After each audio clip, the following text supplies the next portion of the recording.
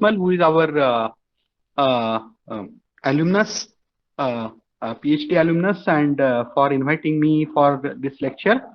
Uh, Although I have just returned from my hometown and right now I'm quarantined at home as per Assam government rules. I am giving this talk via my Android. Okay, so if you have any trouble in seeing my slides, please let me know. Okay, so let us start biobutanol techno-economic assessment. Okay, I'll start my talk giving an account of the energy scenario in India. The principal day-to-day energy needs of a common man are in terms of electricity, transportation fuel, and cooking fuels. Now let us see where India stands at the moment in each of these three categories of energy. First, the electricity. We are one of the largest producers, I think perhaps the third largest producer of electricity in the world. Okay? We have installed capacity of 368.29 gigawatts. This is as per the data reported on government website 2018-19. So I have tried to give you the latest figures that are available. So installed capacity is 368.29 gigawatt, which includes the share of private sector of 46%. Then the renewable energy installed capacity is quite impressive, 130.68 gigawatts. The distribution of various sources of renewable energy in the installed capacity are biomass is 9,806 megawatt. Wind has the highest share of 36,368 megawatt, followed by solar, that is 29,549 megawatt. Then small hydro 4,604 megawatt, and waste to power generation 138 megawatt. Okay, so renewable energy has approximately now a 30% share in terms of installed capacity. Okay, the total electricity generation in India in 2018-19 was 1,547 terawatt hour. Okay, or let us say 1,547 or 1.547 gigawatt hour. Okay, but since we are the second largest populous country in the world with population more than 135 crores or 1.35 billion, the per capita electricity consumption is one of the least in the world. That is just approximately about 1200 kilowatt hour. Now, if you divide this by the number of days, 365 days, average household doesn't get even 4 units of electricity per day. Okay?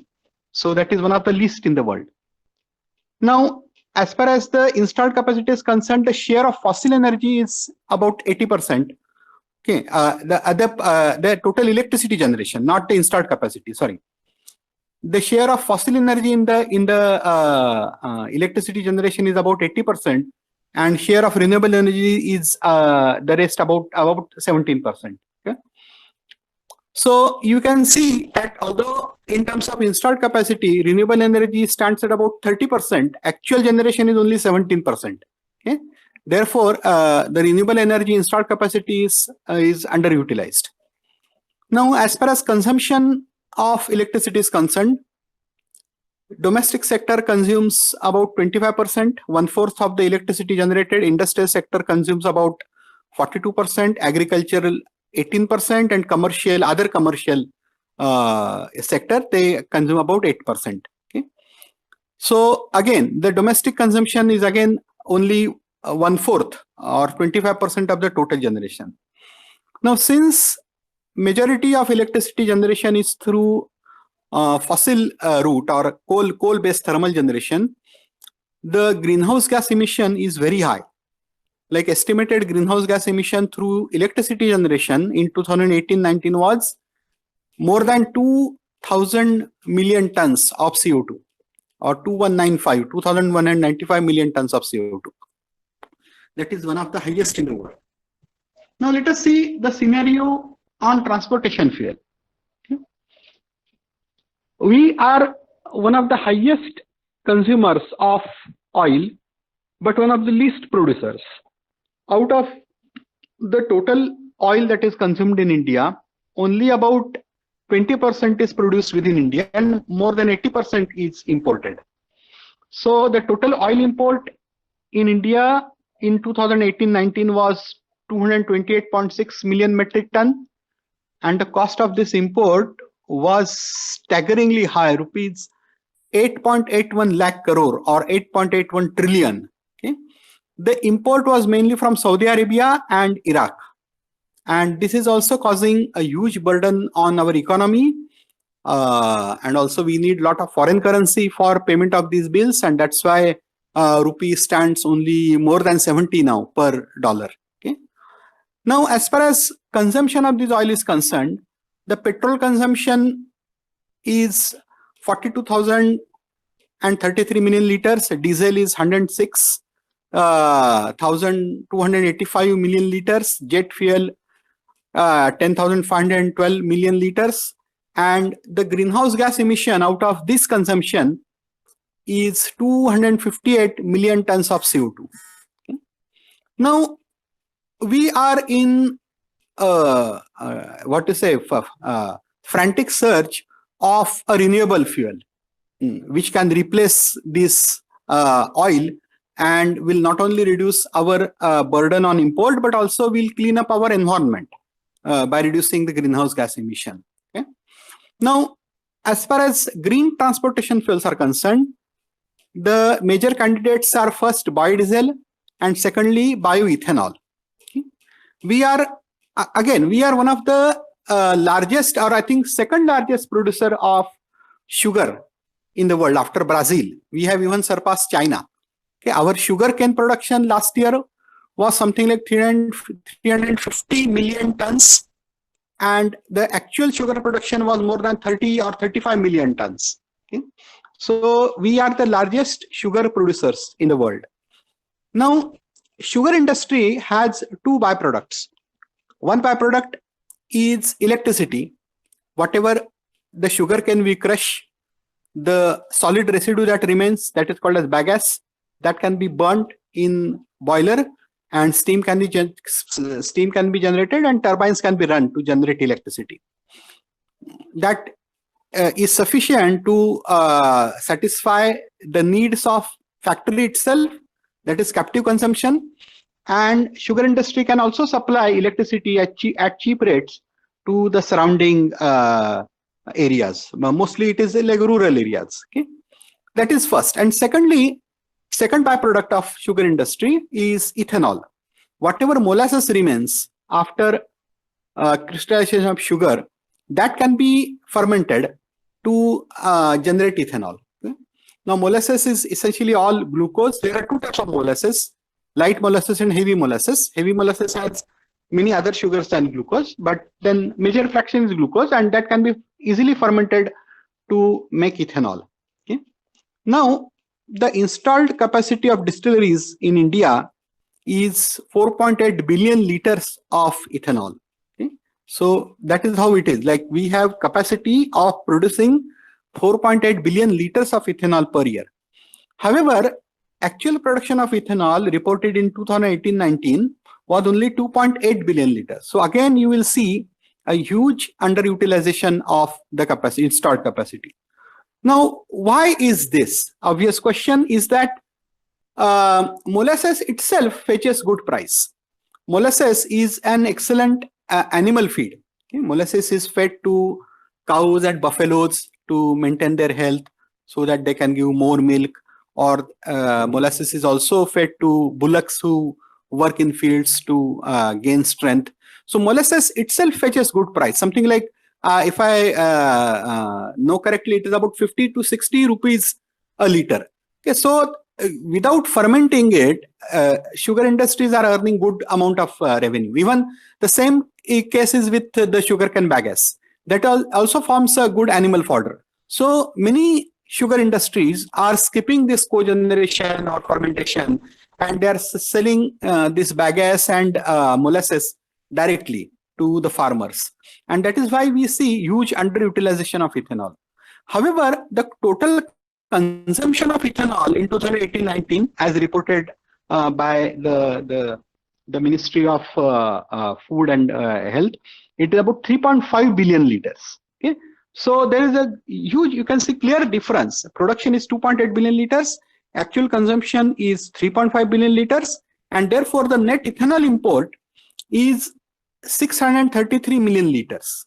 Okay, and that has costed us foreign currency of 269 million US dollars. Okay. Now, India has a mandate of blending petrol with ethanol and diesel with biodiesel. So this is going on probably for last 20 years. Okay. And we have a target of reaching at least 5% blends in this year, like 2020. Now, actual ethanol blended with petrol at 5% volume by volume is only 1.6 million liters. You can see a huge difference here. Okay, 2.8 billion liters produced, and the ethanol that has actually reached the refineries is very tiny amount of it. Now, obvious question is, where did other ethanol go? Other ethanol goes in beverage industry. Okay? Beverage industry offers much higher price for ethanol, and therefore most of the distilleries sell their ethanol to beverage industry instead of diverting it to refineries. Now government has has set the minimum support price for ethanol as rupees 59 per kg, so that that attracts the ethanol producers to sell their product to refineries rather than beverage industry. But still rupees 59 is much smaller price than what the manufacturers get from beverage industry. Okay? The net ethanol requirement for achieving the target of even 10% blends is within our production capacity. It is only 3.29 billion liters. Okay?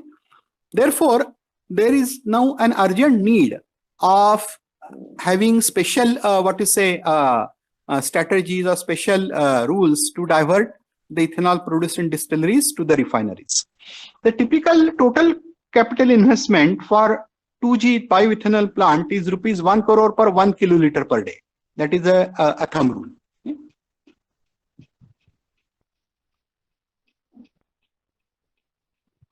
Now, the conventional green liquid biofuels, that is biodiesel and bioethanol, have a limitation. They cannot completely replace petroleum diesel to be used in internal combustion engines, okay, without major modification in the engines. So if you want to run your vehicle on biodiesel or bioethanol, you will have to replace the engine. Or at the most, you can blend both of these green fuels with diesel and petrol up to 20%. Okay. Again, bioethanol has lesser heat of combustion. Therefore, blending of bioethanol with petrol reduces its heat content or the fuel value. Therefore, you will have to fill your tank more often. Okay. Now, what is the alternative? So, a new alternative liquid biofuel that has emerged in relative recent past, about let us say last 10-15 years, is biobutanol. Okay. Now, biobutanol has several distinct merits over biodiesel and bioethanol. Like butanol is known for decades. Butanol is nothing but C4H9OH. Okay, so that is, and there are two varieties, like either N-butanol or isobutanol. So these compounds are known for years. But biobutanol is the butanol that is derived from bioresources, like for example lignocellulosic biomass. Okay, so let us see what merits biobutanol has over biodiesel and bioethanol as green fuels. Now here you will see the table on the properties. Okay, energy density, air to fuel ratio, specific energy, then heat of vaporization, research octane number, motor octane number, and then you will see that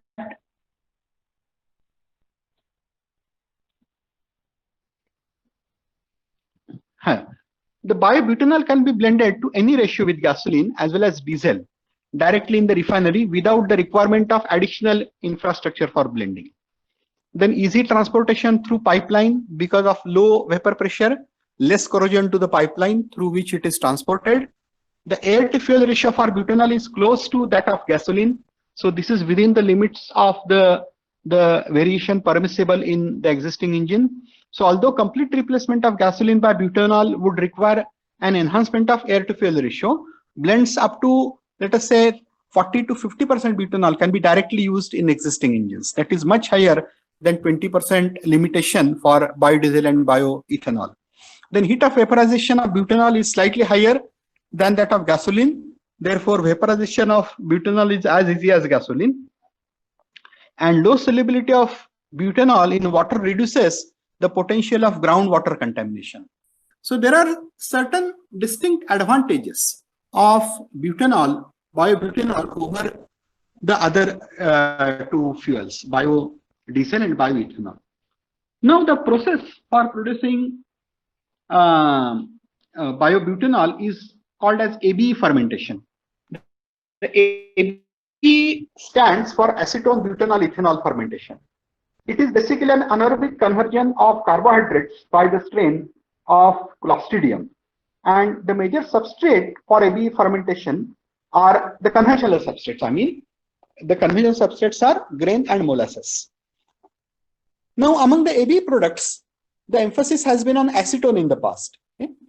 That is because the ABE, I'll now tell you the history of ABE fermentation in a few minutes. So ABE fermentation was a major source of acetone, which is required for ammunition manufacture. So ABE fermentation is basically a product of World War I.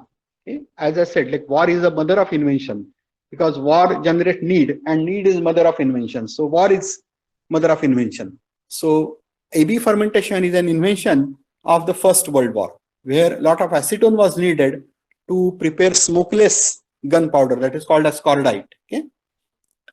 But the current research trend is increasing the selectivity towards butanol among the three products, acetone, butanol, ethanol. So we have to now increase the selectivity towards butanol using genetically modified strains or the recombinant strains of Clostridium species. And secondly, we have to search for alternate fermentation substrates than molasses and grain, which will reduce the production cost. Now, in addition to being a potential biofuel, butanol is also a valuable C4 compound for chemical synthesis and also a good solvent for paints, that is called a lacquers, okay, which basically thin the paints so that they can be uniformly spread over the surface. Okay. The current international price of bulk grade biobutanol is something like US dollars 3.35 per gallon or $1.09 per kg, with worldwide demand of about 350 million gallons a year. Okay. Now, let me briefly tell you the history of ABE fermentation. The father of ABE fermentation was Chaim Weizmann. So those who have studied history will know that Chaim Weizmann was the first president of independent Israel. Now let us see the chronology of ABE fermentation. In 1861, Pasteur reported butanol production through fermentation. That was the first ever report of production of butanol from fermentation. Later in 1900, Fernbach fermented potatoes and isolated cultures and produced butanol from it. Okay. Then between 1912 and 1914, when the World War I had already started, Chaim Weizmann isolated the cultures of Clostridium acetobutylicum when he was working in University of Manchester, UK. And during 1914 till 1945, World War I and II, there was a huge rise in ABE fermentation, like commercial production all over the world. Acetone, as I just said, acetone was needed for cordite and butanol was good solvent for drying lacquers. After World War II, basically the petrochemical industry evolved. Okay? Lot of petroleum reserves were discovered in Gulf, and then along with petroleum reserves came all the petrochemicals, and then alternate routes, inorganic chemistry routes were invented for the synthesis of acetone, and that started seeing the fall of AB fermentation industry. Till 1960, most of the fermentation industry in Western countries were seized. However, in South Africa, till 1982, fermentation industry continues because South Africa produces huge amount of sugarcane and very cheap, abundant supply of molasses was available. So that became the the reason for survival of fermentation industry in South Africa till 1982. Till 1992, even China relied on AB processes for acetone production. Okay, but thereafter, most of the fermentation industry was closed. But now it's a time wheel. Okay, that keeps on rotating. Now we are in 21st century, and now we are again looking at the same century-old process of AB fermentation, but with renewed interest of using AB fermentation for production of biobutanol, which can serve as green transportation fuel and will give us not only security of economy and not only security of economy, but also environmental protection, like the climate change risk, by reducing the greenhouse gas emission. Now, the organism that produces biobutanol through fermentation is the family of this organism is called Clostridia. Okay, and now that word was first used by Prasmovsky sometimes in 1930. Okay, earlier many names may have been popular, but the whole family of these bacteria which can utilize these 6-carbon or 5-carbon sugar for fermentation to produce alcoholic biofuels, not only butanol, but even isopropanol or acetone or even hydrogen, that were called as Clostridium. So one of the major members of this Clostridia family is the organism Clostridium acetobutylicum, which is also known as Weizmann organism. It is named after Chaim Weizmann, who invented the AB fermentation. Now, this organism is rod-shaped and gram-positive bacteria. It requires strictly anaerobic environment to maximize butanol production and avoid spore life cycle. Then it is a mesophile with optimal temperature range of 10 to 65 degrees. Optimum temperature is 37 degrees. Then it occurs in soils and lake sediments, well water, bovine, canine, and human feces. It is non-pathogenic and non-toxic to humans, animals, or plants. Some versions of Clostridia are also given for digestion, like for example, to avoid the effects of antibiotics that are given and to regulate the metabolism. Okay. So here I have given a micrograph of Clostridium acetobutylicum MTCC 481 that has been maintained in our laboratory for past several years. Okay. Now, microbial cultures for AB fermentation. The microorganisms for AB fermentation are especially sacrolactic butyric acid producing bacteria. As I just said, the most popular and extensively implanted strain is Clostridium acetobutylicum. Several cousins of this organism exist, and these are basically Clostridium butylicum, which produces isopropanol instead of acetone. Then Clostridium aurantobutylicum produces both acetone and isopropanol in addition to butanol, and Clostridium tetanomorphum produces either equimolar quantities of ethanol butanol. Many species are there now, like hundreds of species of Clostridia have been isolated. So let us not go into it. You can easily find information on the web. In batch fermentation, typical batch fermentation, the ratio of AB solvents produced in terms of volume, the ratio of AB solvents that are produced through fermentation is 3:6:1, with 20 gram per liter as the maximum yield. Beyond 20 gram per liter, the self-inhibition starts.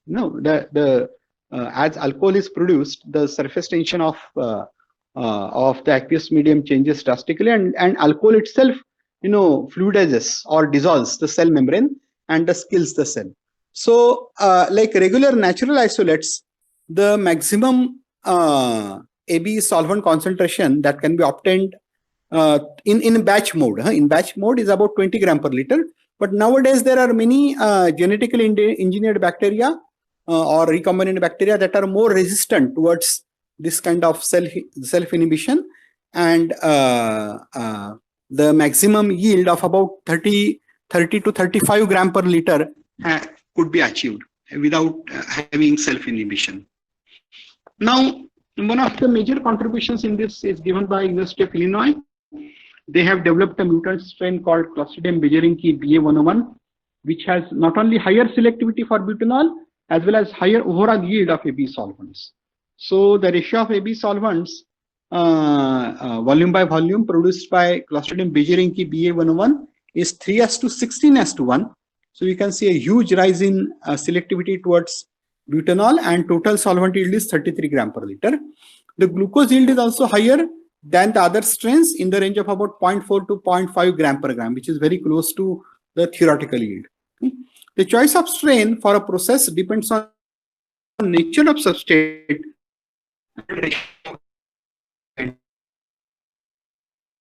Now let us the biochemistry of AB fermentation, like the metabolic pathway. There are two phases of fermentation here. First is acidogenesis, that is acid production phase, and solventogenesis, where the acids are then hydrolyzed or hydrogenated towards solvent, the three solvents of acetone, butanol, and ethanol. The hexose glucose and pentose hexose sugars like glucose and pentose sugars like xylose in the substrate are converted to pyruvate via the EMP pathway, also known as the PTS pathway and PPP pathway. So, okay. So the EMP pathway for glucose and PPP pathway, pentose phosphate pathway for xylose. Pyruvate is the major intermediate that is produced, and it is cleaved by ferredoxin oxidoreductase to give acetyl-CoA, which then gets converted to acids with reduction in pH and also through the butyryl-CoA. The products of acidogenesis are acetate and butyrate, and then the pH of the fermentation broth starts falling with production of acids, and when it crosses 3, okay, then there is a shift of metabolism and the solventogenesis starts. Then products of solventogenesis are acetone, butanol, and ethanol from acetyl-CoA and butanol from butyryl-CoA. And the intermediates of this whole metabolic pathway are acetaldehyde, acetaldehyde for ethanol, butyraldehyde for butanol, and acetoacetate for acetone. So here I have shown a brief sketch of the metabolic pathway. Okay? So we have fibrous biomass, okay? Wheat straw, rice straw, which has hemicellulose and cellulose. So hemicellulose gets converted to xylose after acid hydrolysis. Cellulose is converted to glucose after enzymatic hydrolysis. Okay, then if you have starch like corn, then it can directly have glucose. Starch hydrolysis will give glucose.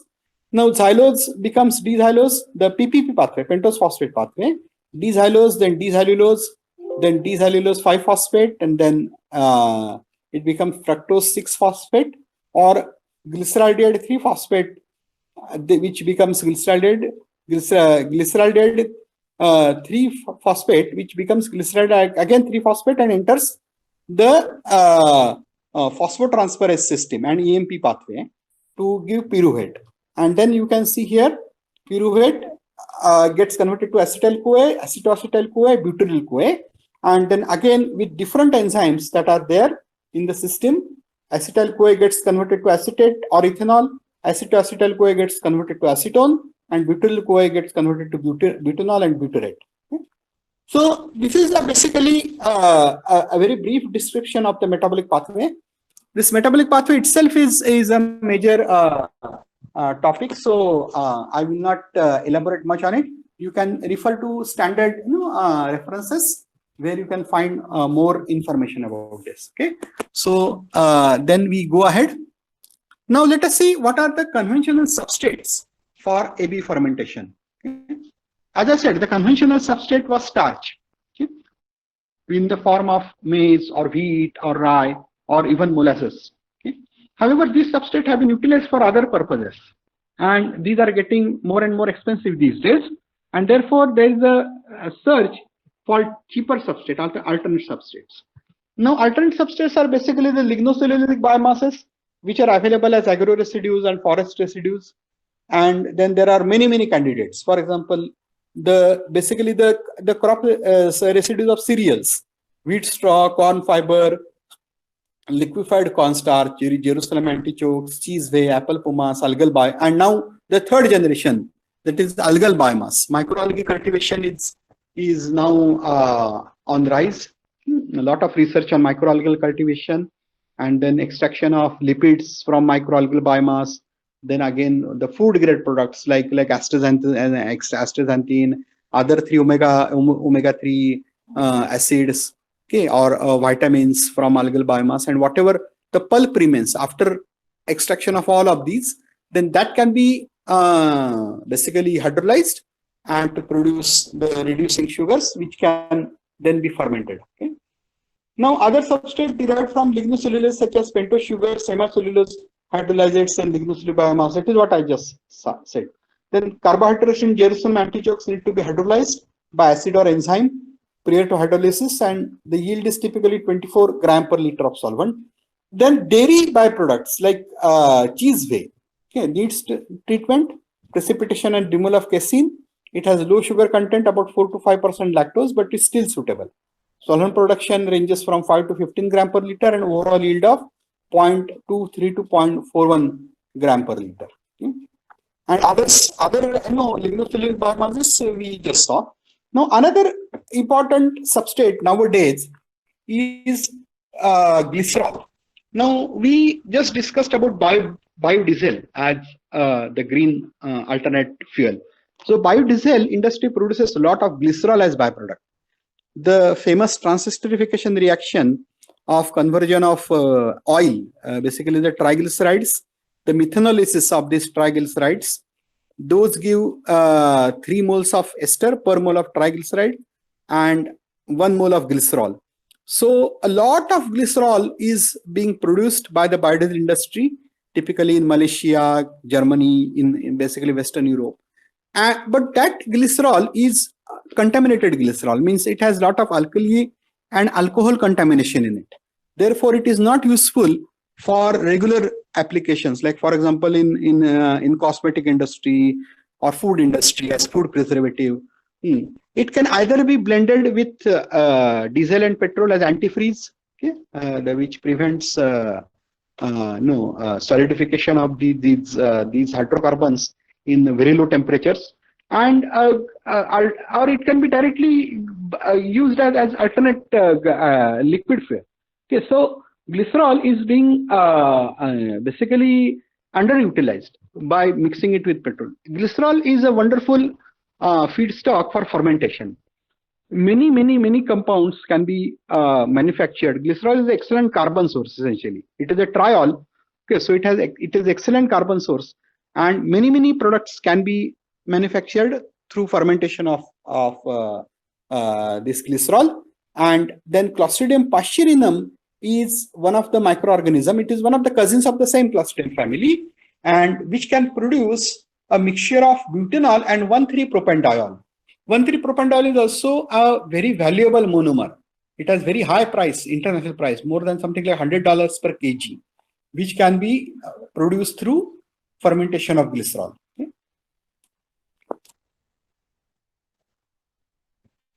Now, another option is direct utilization of biomass using mixed cultures of microorganisms. Now, instead of first carrying out hydrolysis, either acid hydrolysis or enzymatic hydrolysis, why not pre-treat biomass? Like for example, you do acid hydrolysis and delignification, and the cellulose-rich biomass can be directly fermented. So you have a cellulolytic fungi or bacteria like Trichoderma raceae 1, and then you co-ferment it with Clostridium acidobutylicum. So it is like you skip one step in between and couple the step of enzymatic hydrolysis and fermentation. So trichoderma raceae will ferment the will hydrolyze the cellulose to produce glucose units, monomer units, and Clostridium butylicum will convert them into the products. Okay, so this is also an option of co-culturing or mixed cultures to produce alcoholic biofuels at reduced cost. The fermentation protocol also affects the extent of solvent production and overall yield. So I can give one example in this: butanol production from wheat straw with different methods, and this was reported by Nasib Qureshi of United States Department of Agriculture. Pre-treated biomass, then separate hydrolysis and fermentation without agitation, separate hydrolysis and fermentation with agitation, simultaneous hydrolysis and fermentation with agitation and gas stripping, and fed batch fermentation. And these are different protocols that were followed for manufacture of butanol, and the productivities in each of these were 0.9, 0.14, 0.27, 0.19, 0.31, 0.36 gram per liter per hour. So we can see that simultaneous hydrolysis fermentation with agitation and gas stripping means to remove the solvent, in situ removal of solvent, so that it never reaches a stage where it can start self-inhibiting the fermentation.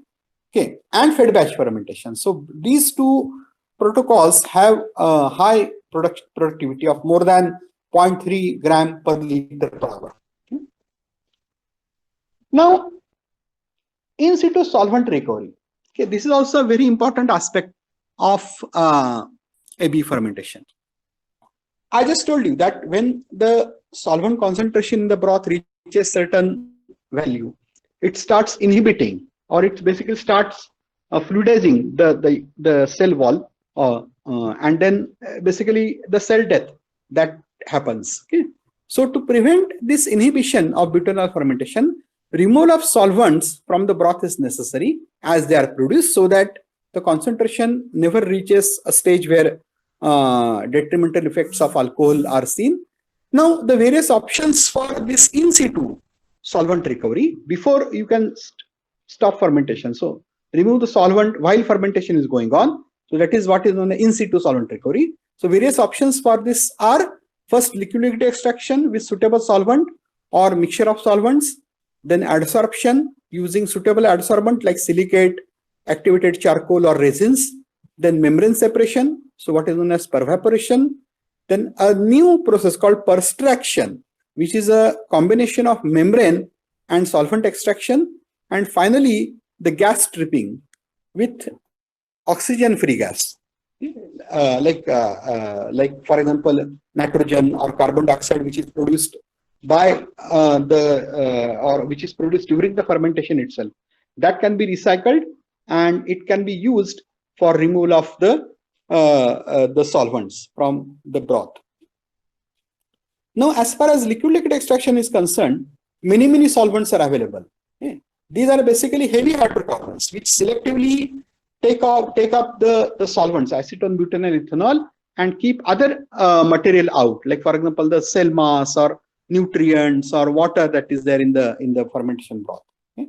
And the most popular solvent for this extraction is oleal alcohol. Now, oleal alcohol is very thick. It is a very heavy alcohol, so like C18, C20 alcohol. So it is highly viscous, and therefore to reduce its viscosity, it is mixed with a solvent such as decane. Okay. Now, gas stripping is among all the options that are listed here, the simplest one is gas stripping. Okay. Now, gas stripping is simply bubbling of particular gas through the liquid broth, and as the bubbles rise, gas bubbles rise, they take up the volatile component, that is the solvent, and then the whole gas exhaust is taken to a condenser where the acetone, basically the solvent vapors that are there in the exhaust gas are condensed, and the non-condensable fraction like CO2, nitrogen, that is recycled. Now, this looks the easiest option in terms of operating cost. Okay? But then the other side of the coin is that gas stripping leaves water contamination in the extracted solvent. Now, the the quantity of the solvents that are removed during gas stripping is proportional to the vapor pressure of that solvent. Okay, and the vapor pressure is inversely proportional to the boiling point. Now, if we rank the three solvents A, B, E, acetone, butanol, ethanol, in terms of their boiling point, acetone is about 60 degrees centigrade, ethanol is 80, and butanol is 118 degrees centigrade. But water which has boiling point of 100 degrees centigrade falls in between. So the condensate that is removed has high contamination of water.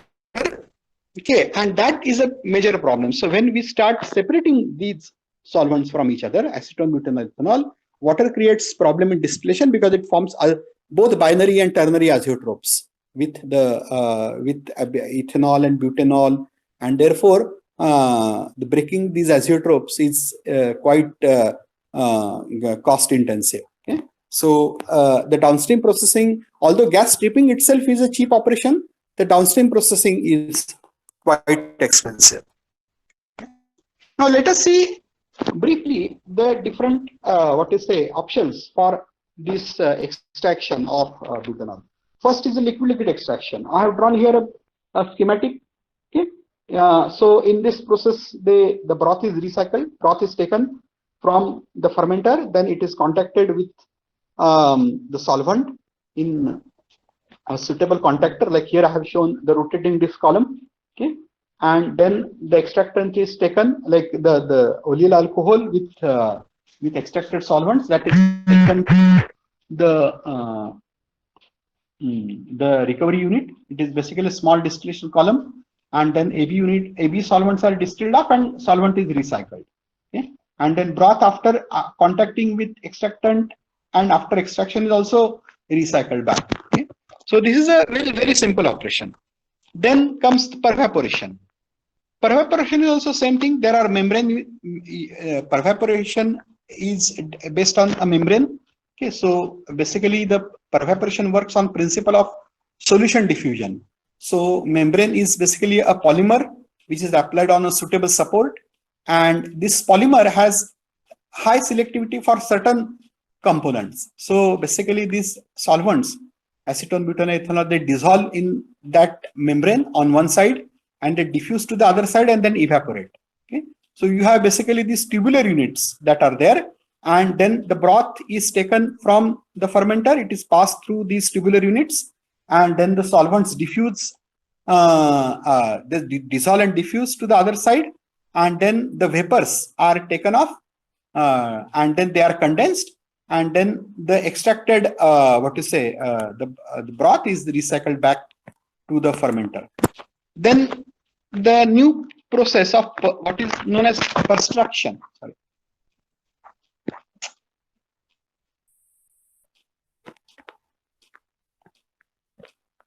The new process of what is known as perstruction.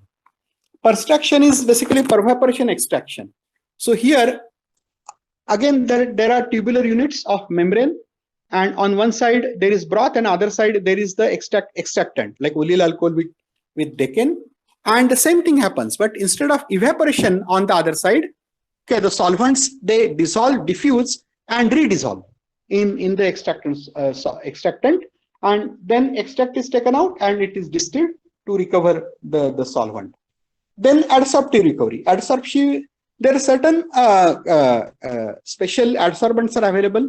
Okay, zeolite-based adsorbent, activated carbon, molecular sieves. So various new or silicate-based adsorbents which have high adsorptivity for these solvents. So basically the broth is passed through these adsorption columns, the two parallel columns. Okay, and then basically the solvents adsorb on the adsorbent, and the extracted broth is recycled, and then after the adsorption columns are saturated, they are taken out, and then hot gas is passed through these columns to desorb the adsorbed solvents. And finally the gas stripping. As I just said, gas stripping is the simplest operation. You have a sort of a distributor at the bottom of the fermenter, something like a glass crate or a sparger, through which you can bubble the gas but it should be completely oxygen free, because Clostridia are anaerobe, so they are highly, vulnerable to oxygen contamination. So the gas that is used for stripping should be absolutely oxygen free. So either nitrogen or carbon dioxide can be bubbled through the broth, and then the gas that comes out has also solvent vapors in it, and that is then contacted with a refrigerant to condense the solvent, and then the gas is recycled, and then there is no movement of broth in this case. Okay, broth remains in the fermenter. Now let us see the process design of fermentation. The traditional method is the batch fermentation, and the merits of these are simple design, easy to handle, but the demerits are product toxicity,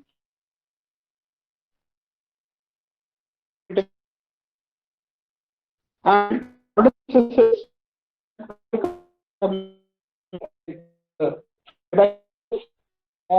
continuous culture process, or the new relatively new bioreactors to use immobilized cells, the cells which are immobilized on suitable support. Continuous cultures give high rate of activity in production in culture, then culture is reduced pressure. Culture is long effects on internal production. Immobilized cell bioreactors have their own advantages, as are known for all types of fermentation. So this AB fermentation is no exception. Advantages are control over the cell density in the medium, then ease of separation of cells, effective recycle of cells, high cell density and culture, small reactor volume, greater productivity, simpler non-growth medium, and minimum nutrient depletion and end product inhibition. Okay. The substrate for immobilization that have been used for Clostridia are the conventional calcium alginate gel or brick or bone char, basically, or carbonaceous substrates, or beech wood shaving, or in some cases polymer supports, but fibrous and porous supports that have been used for immobilization of cells, which give high surface area in relatively low volumes.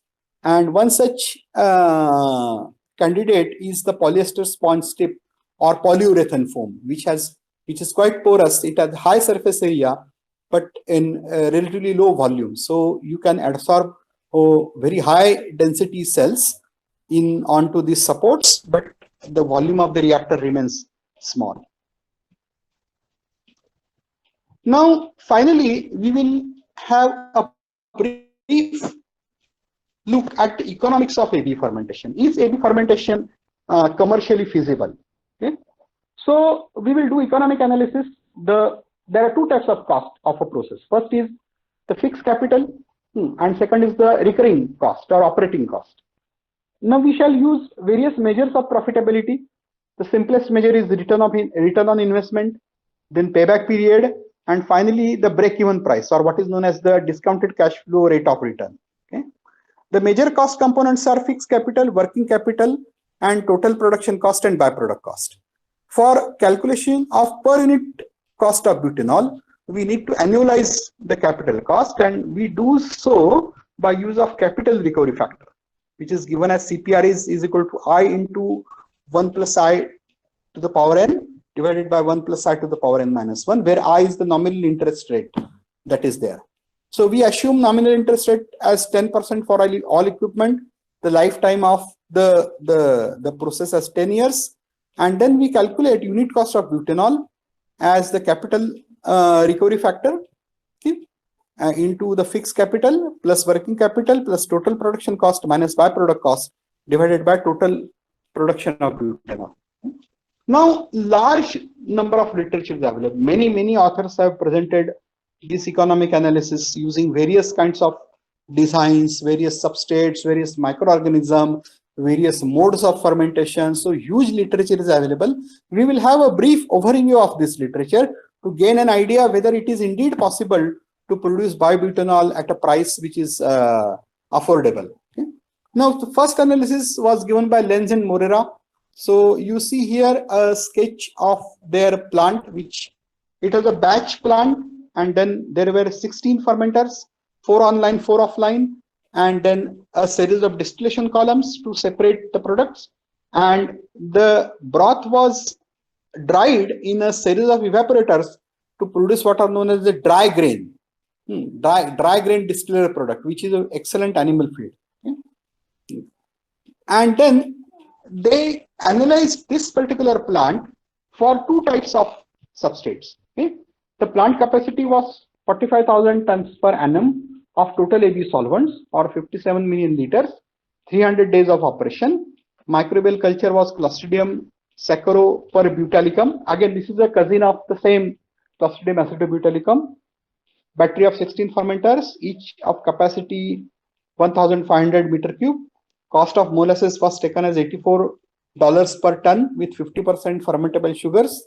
Then cost of whey permeate was $4.4 per ton. Byproducts with molasses as hydrogen, carbon dioxide, and dry stillage. Main byproduct with whey permeate is whey protein, which was estimated at about 20 tons per annum. That fetches a price of something like 46 cents per kg. And here is the economic analysis. Okay, then basically the total capital investment, total production cost, total direct cost, total indirect cost, contingency, working capital, then direct production cost, fixed charges, plant overhead, general expenses. Okay, and then analysis of profitability. If you see total capital investment with molasses as byproduct, molasses as substrate. Total capital investment was something like $1.9 billion. Total production cost was $3.9 billion. Annual income was something like $36 million. So the gross profit, which is basically the annual income minus the total production cost, was negative. That means process was clearly non-profitable. But when this was for molasses, remember, when they changed the same process with whey permeate as substrate, then the picture was much greener.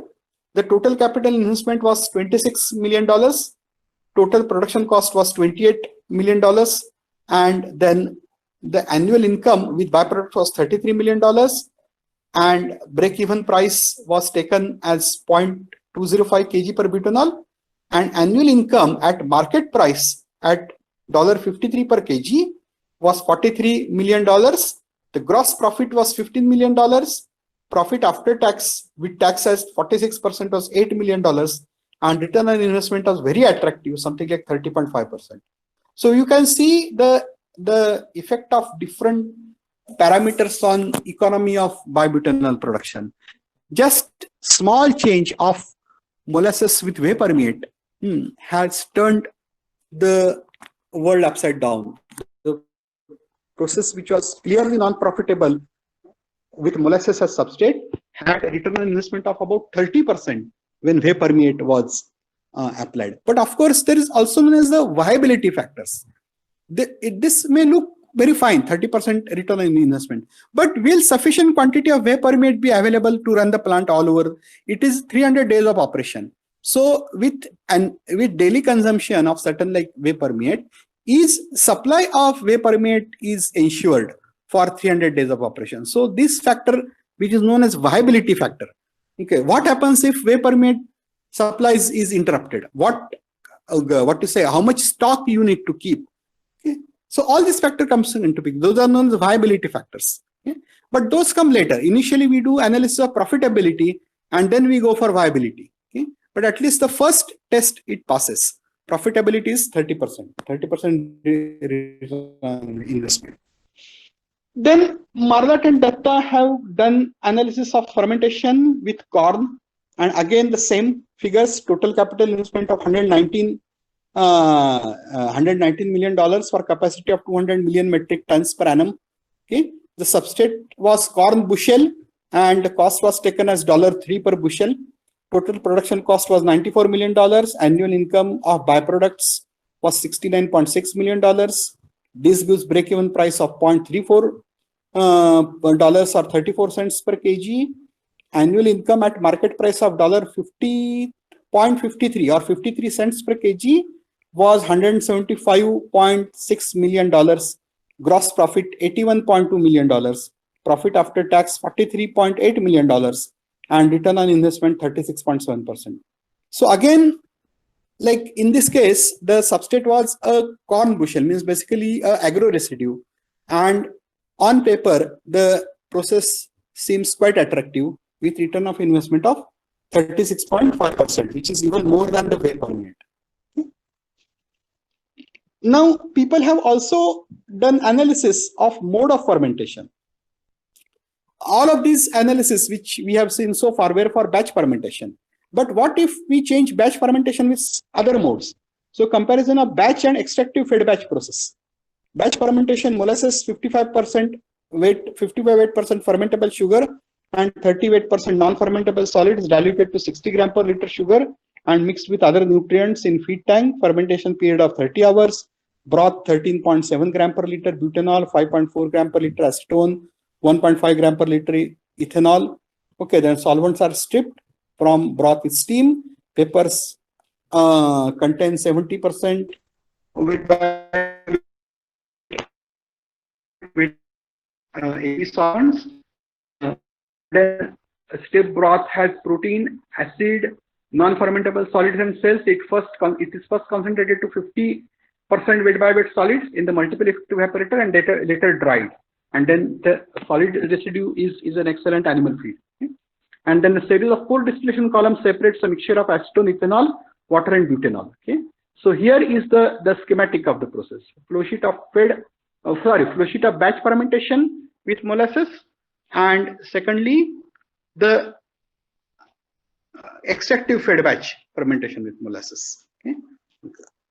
Here the broth is taken out and then continuously stripped. The solvent is stripped and the solvent is regenerated and recirculated. Okay. So let us see how things look like here. Okay. The fed batch extractive fermentation. Okay. The extractant is solvents are distilled from extractant, recycle of extractant to the fermenter, solvent separation by distillation in a series of 4 columns. Okay, and then stillage is dried and concentrated in multi-effective evaporator. Now let us see how the economic analysis looks like. Here is the table. A batch fermentation process has direct cost of $111.85 million, extractive fed batch $89 million, indirect cost 44.8 for batch and 34 for extractive fed batch. Working capital 12.9. So basically total capital investment 159.6 or let us say $160 million for batch and $136 million for extractive fed batch. But production cost again is higher for batch, 143.27 and extractive fed batch 120.37. And then the break-even price comes as $1.67 for batch process and 1.339 for the fed batch process. Okay. So here again you see how extractive fed batch process is more profitable than the regular batch process. Okay. Now fermentation process with mutant strains. Okay. As I said, like we saw different substrates, different mode of fermentation, now different cultures or microbial cells. Culture of Clostridium beijerinki BA101. Okay. Yield on glucose basis is 0.42, productivity 0.39 gram per liter per hour in batch mode, 0.98 gram per liter per hour in fed batch mode, and 15.8 gram per liter per hour in immobilized continuous culture cell. Total yield is 33 gram per liter. Distribution of solvents 3:16:1. Then again, certain prices are taken. Cost of substrate taken as $79 per ton or $2 per bushel. Substrate pretreatment in the wet milling section.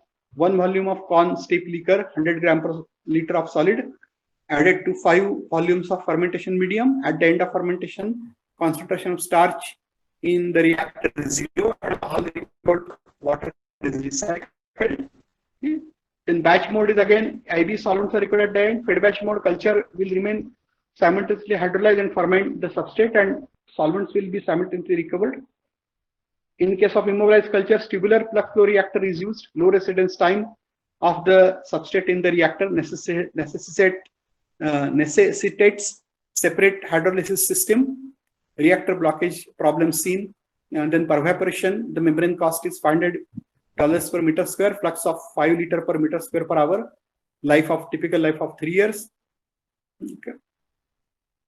Total substrate consumption 514,000 tons of corn per annum for 120,000 tons of butanol, 24,000 tons of acetone, 7,500 tons of ethanol, and approximately 33,000 gas. So corn-based processes have unit production cost of 44 cents for batch mode, 42 cents for fed batch mode, and 0.4 per kg per immobilized. So you can see the relative insensitivity of the cost of production, okay, with mode of fermentation. Okay. So then the obvious question is like which factor affects the economy of whether microbial culture affects, mode of fermentation affects, or cost of substrate affects. So obvious answer is the cost of substrate. Okay. So it is noteworthy that mode of fermentation does little change to the unit cost of butanol. Okay, for corn-based fermentation process. So it is basically the cost of substrate that matters most for the unit cost of butanol, unit production cost of butanol. Okay. Now, we also need to note that these are ex-factory cost of butanol. Okay. The actual sale cost of ethanol in the market will be higher than these due to cost of transportation, storage, other taxes such as sales tax, excise duties. Octroi now we have coupled everything as GST. Okay. Well, yes. Okay. Now, finally, I would like to give certain warnings. Like for example, as I said, lo and behold, okay, is everything so attractive? There are certain pinch of salt also there, which needs to be considered. First is difficulty. Due to difficulties and prohibitive cost in maintaining sterility in a continuous system, batch operation is more economic. Although other modes have given higher productivity, okay, remember that this is a completely anaerobic system and small leakage of oxygen can ruin all your operations. So batch mode is still preferred, although it has relatively low productivity. Automation and instrumentation in the plant can bring down the production cost. Fluctuation of market prices of acetone butanol, which has varied about plus minus 30% in past 5 years, also need to be considered. Demand supply analysis should be taken into account for economic evaluations. Now, many analysis that we have seen just now have accounted for byproduct revenue. Now, what is byproduct? It is basically hydrogen, methane, which is produced in the reactor, or CO2, which is very pure. Okay, fermentation based CO2 is very pure. Okay, so a good market will be if you capture that CO2 and store it. A good market will be there in beverage industry, or basically all our soda drinks. They require very pure CO2. But again, this particular revenue is not guaranteed. Okay, so basically we cannot rely heavily on that revenue. It depends on many competitors in the market. Okay? Then fermentation plants with substrate flexibility are highly economic. Okay? And then where should our research go in future? First, potential research fields: activation of endogenous cellulase enzymes in Clostridium acetobutyrate that enables them to utilize cellulose directly. That will eliminate the costly enzymatic hydrolysis step and will bring down the production cost. And then online product removal by pervaporation membrane is attractive but additional cost associated with membrane module and operational problem like capillary blockage, salt accumulation, puncture of membrane, surface, those need to be considered carefully. So the conclusion is as follows. Biobutanol offers great promise as gasoline and diesel substitute. 4 pillars of efficient and economic AB fermentation process are: first, better strains with higher selectivity, yield, and inhibition resistance; cheap and abundantly available substrate; simple and efficient fermentation with in situ product removal; efficient downstream processing; proper utilization, that is either sale or captive consumption, is a crucial factor for economy and viability of biobutanol industry. Okay? Byproducts revenue can reduce the price of butanol, but you need to consistently look for proper market. Okay? And this result essentially calls for attention to operation of the biobutanol product unit with biorefinery approach, where an attempt is made to seek outlet or use of all products and not just the main product. Okay? So with that, I conclude my lecture on biobutanol. I thank you for your attention. And if you have questions, please ask me. The questions are most welcome. Thank you, sir. Thanks for your presentation. And nicely you explained, especially on the downstream process in various bioprocesses. And also you showed me the cost structure also, how where it can be effective, how we can do it. Thank you for sharing those data, sir, with us. Sir, I have one doubt apart from the participant. Sir, is there any industry is there who used to produce the butanol in India? This biobutanol? Any idea, sir, you have? Not to my knowledge. Not to my knowledge. Many companies have established their small pilot plants. Okay. Okay. Many even academic institute. There is a small pilot plant in National Chemical Laboratory. Okay. Okay. I have seen even this. You might be knowing this National Institute for Interdisciplinary Research. Yes, sir. in Trivandrum. They also had one pilot plant, but I am not aware of any commercialization of this taking place. You would like to say whatever the butanol available, it's all basically coming from the petrochemical industry only. It's for petroleum. Yes, yeah. Thank you, sir. Just now it is open for the discussion. So if any participant have any doubt regarding this, especially the downstream process, so you can ask, sir.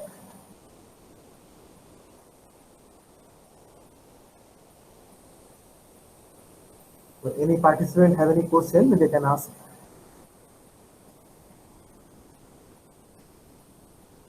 Yes, sir, all of you give you thank you. It's self-explanatory and they like it very much.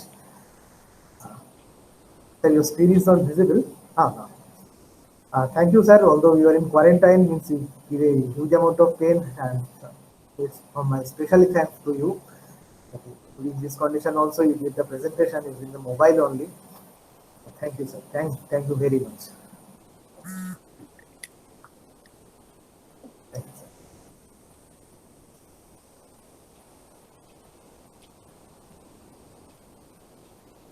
Can you hear our sound, sir? Whether we are audible to all of you? Yeah. Okay, I also thank Soumya, Dr. Soumya, and all audience for listening to me. If you have any questions, my email address is available on website. Okay, you could.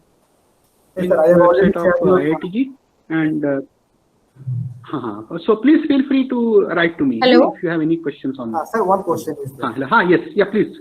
Yeah. Sir, actually, I want to know that which type of reactor can we use for this fuel production? Yeah, as I said, means biobutanol has been attempted in all modes. Like the first basic mode is batch fermentation, then second is fed batch fermentation, third is continuous culture, fourth is continuous culture with immobilized system. But although means if you see the productivities of these systems, okay, the continuous systems have much higher productivity than batch system.